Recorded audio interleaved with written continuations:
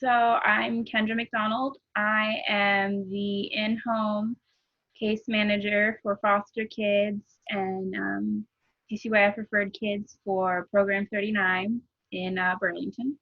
Awesome. First of all, what have you been doing to help out the community with the COVID outbreak? So a few weeks ago, Leslie Ferguson, I guess it was last week, Leslie Ferguson, our area administrator, suggested we do some craft activities. Well, we've been doing craft activities with our kids, they're older teen kiddos. And she's like, why don't you make some masks with your kiddo? So I met up with one of my older teens, and I brought along my sewing machine I have here, and then we had a little sewing machine left over from Christmas from our gift drive.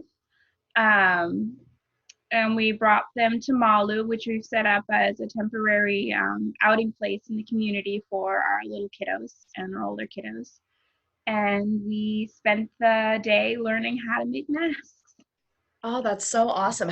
What did you go on Pinterest? Did you Google it? How did you find the instructions to make the masks? So if you go to Joann's Fabrics right now, I recommend going first thing in the morning. They'll give you a kit of everything you need to make a mask. And I'll show the supplies later, but most importantly, they'll give you this piece of paper, and it's got step-by-step instructions and a rough diagram of what the mask needs to look like.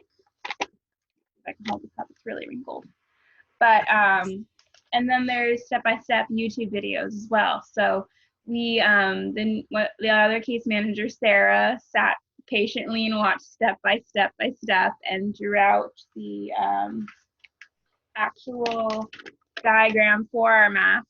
Yeah, And then we all worked together to learn how to actually make them, to fold, pin, and sew them. So that's so awesome. How long does it take to make one mask? when I started, it took all three of us 2 hours to make one mask, but I think part of that was just there was too many chefs in the kitchen, so we're all confusing each other. Yeah. I've been making them for about a week now, and it'll take me anywhere from 15 to 20 minutes to make a mask. Oh, that's awesome. Yeah. Cool. Well, let's jump into it. Let's start with a couple, we're going to show you, SA, a couple of steps actually to create the masks and each step and what that looks like. So let's start off with step number one. All right, so step number one is you want to get your fabric. So if you go to Joann's, they'll give you nice pre-cut fabric like this. It should be 12 inches lengthwise by 9 inches widthwise. If you can't get them or if they're out, I recommend fat quarters, which is just quilting fabric. And they're much bigger and you can get them in really cute patterns. I've got chevrons and stars and cute little elephants. Ah, And then you'll just want to cut those out into 12 by 9 inches. And then you can make two different types of masks. It's really up to you. You can make ones that have a permanent filter. You can make ones with a pocket that you just replace the filter with. So I've been making ones with a permanent filter just to make it a little easier because I've had this fabric which you sew into the mask itself. But if you don't have this and you end up making ones with a pocket for removable filters, or even if you just want to try a different kind of filter, you can use things like a plain white cotton t-shirt, cut that out into 9 by 12, or blue shop towels. There's also recommendations for paper towels and coffee filters. You just want to make sure that the filter inside you can still breathe through. For this fabric, if you can't get the ones from Joann Fabrics, the fat quarters, you just want to make sure that it's really tightly woven. So if you hold it up to the light, you want to make sure you can't see like right through it. okay. Um, so having said all that, the first step is to cut your fabric and then to fold it hamburger hot dog style, like this. fold them together with the pretty inside of the fabric facing each other. So you want the duller outside. Pin to the filter, and then you'll pin them, and then you can't really see, but you're going to make lines, Yep. 1/4 of an inch across the entire thing. Okay. And then for this one, let me try and show this one. What you really want to do with these is if you fold it in half, you should put a little line here because that's going to be the center of your pocket. And then 1.5 inches from there and 1.5 inches from the other side, mark a pin upside down because that's where you're not going to sew. That will be your pocket. Nice.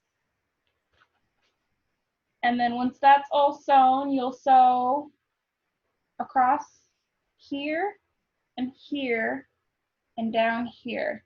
Now, do you want me to show that? I don't have an example of that one, or It's just sewing the top corners and the bottom, the top Yeah. half and the bottom half. Okay. yeah. I think we're good. Okay. So what you'll do after that is once those are all sewn is, I'll actually show this one, is you're going to insert your earpieces. So these are the things that are going to go around your ears. And what is used for the earpiece? So you can use a couple different things. You can use plain ribbon. If you're doing that, you want to just have 2 pieces that aren't connected. That way the person can adjust it to their own headpiece. So if it's not elastic, then you just want to leave 2 unconnected pieces. I've been using on my other ones elastic, but they're really hard to find now. So the best options are ribbons, or if you have any of these little hair bands for like sporty girls or that kind of thing, you want to cut it in half. And then what you'll do is you're going to pin your headpieces, and you'll just sew them in like this so that just a corner of it is peeking out on top. Okay. And then you'll sew the other one across the other edge. Or if you're doing an elastic band, you'll have it doing a U shape down here so only the corner peeks out here. If you sew it so it's pointing outside, it's going to be sewn into the inside of the mask. Right. So I've done that. It's not fun. You just want the corners peeking out here. And then I usually put a pin here just to show me where the elastic is down here. Okay.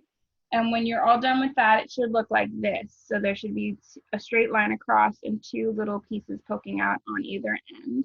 Awesome. And then everything should be sewn across except for the top pocket. If these aren't pretty lines, it doesn't matter because you're not going to see them. Exactly. So then what you're going to do is you're going to take the top pocket and you're just going to push everything else through the hole. Awesome. You just gotta really just push it all through because now it'll look like an actual face mask. Wow. Ta-da! Ta-da! Yeah. So and then all that's left to do is you sew across the top here. So you see my little hole pocket thing? Yep. You're going to sew across the top, and then you're going to sew across. I like to sew across the bottom because I think it helps. I don't recommend sewing across the sides there. So you're going to sew across the top and bottom, and then you're going to fold it with pleats just to give you that, so it can mold to your actual face. And to fold it with pleats, you just want to fold it like that and then pin. And you'll do 3 of those so that it'll look something like this when you're all done. Nice. 3 pleats. And then you will just sew across right along the edge where the pleats are folded. Okay. On each side. And then you have a face. That's so great.